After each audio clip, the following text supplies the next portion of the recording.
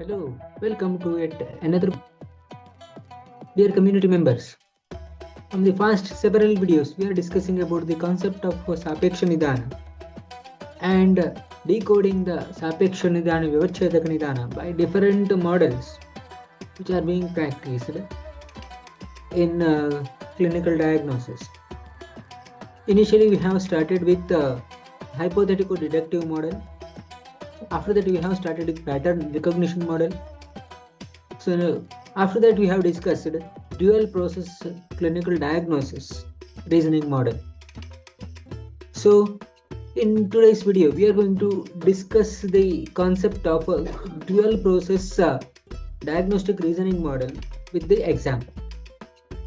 So that is actually nothing but the concept based on the thinking fast and slow, written by Daniel Kahneman, a psychologist. So here the dual process refers to the thinking pattern of the clinician. So that is system 1 thinking and system 2 thinking. System 1 thinking, wherein the person will be able to do the decision very fast. So what we can say, this is also being termed as instinctive or emotional thinking.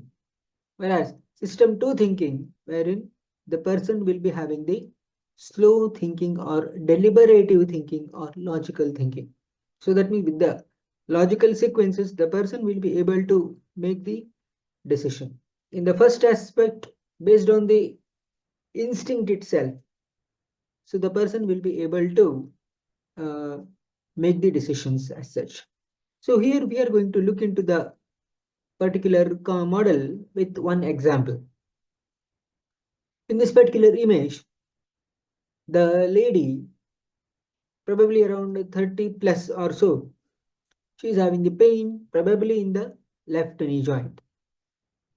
So when you think about the further aspect, system 1 thinking, so probably there may be a possibility of a Astivaha Srota subflexion itself. So based on system 2 thinking, the person will be further asking the question, what may be the onset? What will be the, at what time the person will be having the presentation of the symptom? Whether is it in the morning, which may suggest, if it is present in the early morning, may suggest the Vata dosha will increase. If it is in the late morning or the early sunrise, there will be a possibility of the Kapha dosha increase in the patient, etc.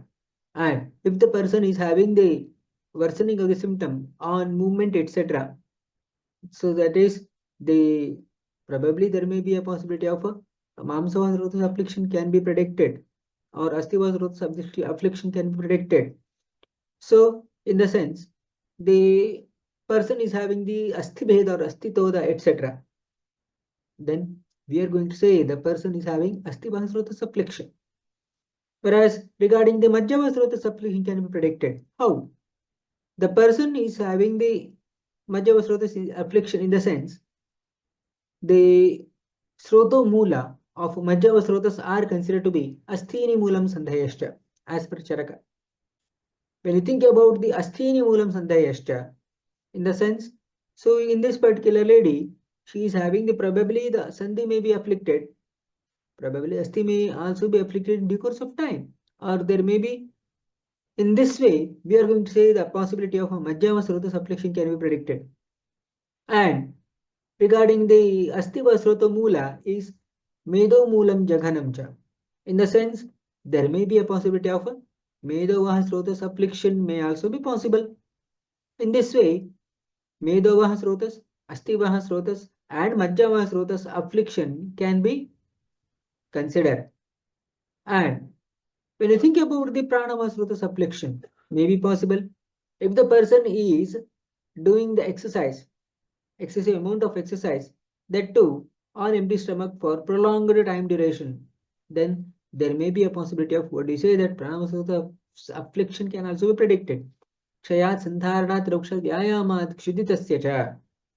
Suppose if the person is taking the excessive Vyayama or doing the excessive Vyayama, that too on empty stomach, that too running, etc., probably there may be a possibility of a affliction of, what do you say, that Pranava Srotas also can be predicted.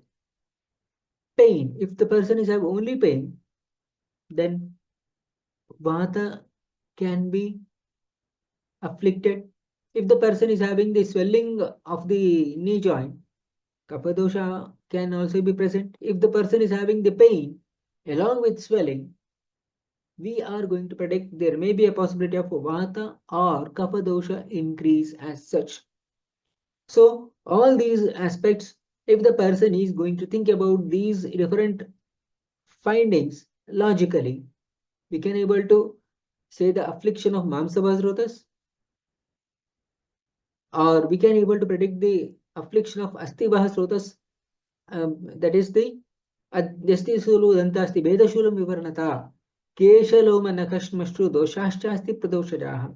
If there is Astivahasrota Dushti Lakshana or Asti Vriddhi Lakshana, Adi Asti Adhidantamshta, or otherwise the Majja Vriddhi Lakshana, Majja Netranga Gauravam Parvasu Sthula Mulani Kuryat Krichtan Yarumshicha, or Asti Kshaya, Asnyasti Thoda Sadanam Dantakesha Nakhadishu, Asthana Majjani Saushiri Brahmastimera Darshanam, and Pranavaha Srotas as such. That's what we have discussed in terms of the Nidana Sevana, that is Vyayama, that too when the person is Kshudita or when the person is hungry.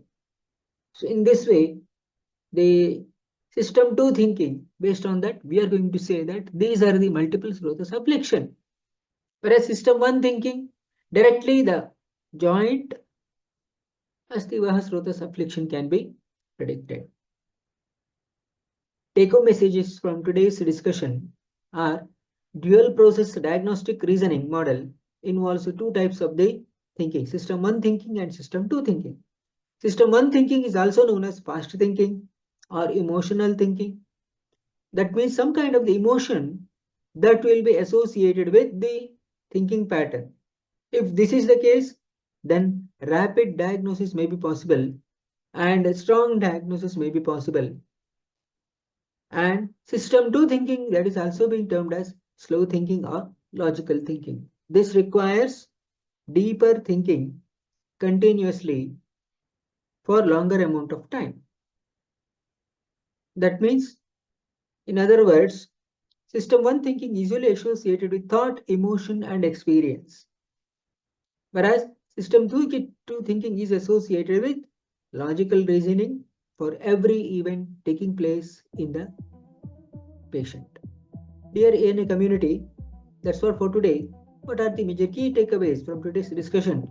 Mention in the comment box below. And what is the one video that you would like to hear in the coming days? Mention in the comment box below. And spread this particular video to maximum number of true Ayurveda learners so that we can make a huge movement out of this particular small message. That's all for today. Something more in the next video. Thank you.